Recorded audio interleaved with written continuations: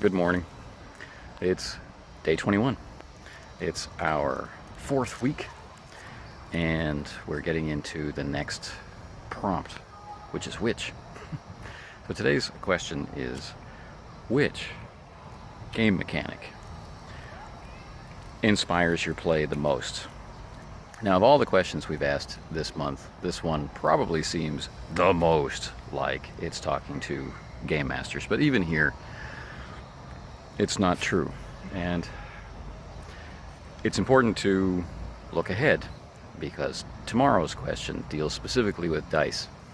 So try not to answer tomorrow's question today. So with that in mind, there's a specific thing that has happened in games over the many years of play, which I appreciate and I do find inspiring. And that's the clarity in determining who is going to describe something. You know, when we were first starting out, often the burden of description would fall solely on the game master. So we have declarations of intention or action from the people playing characters, and then for the game master, everything else needed to be decided and everything else needed to be described, including what you were doing. That seemed to be the broad culture of play for the hobby in general, right?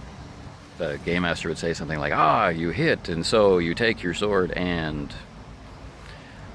Well, that never really sat well with me, and I think I'm pretty lucky in that when I started to play, everybody was a game master and everybody was a player, so you were always involved in the experience on both sides of the screen. That's how we describe it, being on both sides of the screen. But since those early days, games have been clear about who should describe something, and I think that's really helpful and, like I said, inspiring. And how is it inspiring? Well, the game master may set up a scene and the characters start interacting in the scene, and then things become dicey, let's say, and something has to be rolled or determined. And then from that result, description must flow. And if it's a success, let's say, some games like Fantasy Flight Games, Star Wars, expect the person who has done the role, if that role is successful, then they will describe what happens. They'll describe the outcome. And if that role is a failure, then the game master will describe the outcome. Now, it doesn't have to go that way. There's lots of different ways to approach this. This is just one example to keep the video short.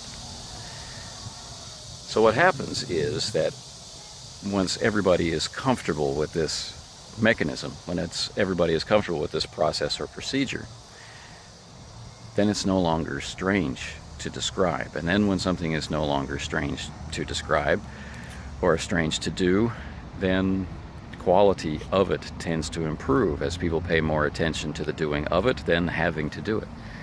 And then as description improves all the way around the circle, well, then it keeps improving all the way around the circle.